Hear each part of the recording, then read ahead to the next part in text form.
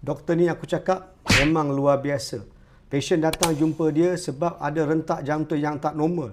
Dia ada masalah electrical system dalam jantung. Dia kata tak payah makan ubat pakar jantung bagi. Tak payah buat apa-apa prosedur, kau makan suplemen aku bagi. Doktor ni bagi dia 13 jenis suplemen. Kau tengok dekat gambar ni, aku susun botol-botol suplemen yang dia tunjuk dekat aku. Bukan tu je, dekat rumah ada lagi 5-6 botol. Berbagai jenis minyak doktor tu suruh makan.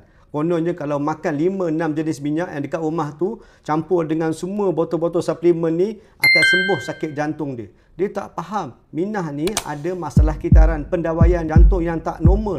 Dia ada extra wiring system.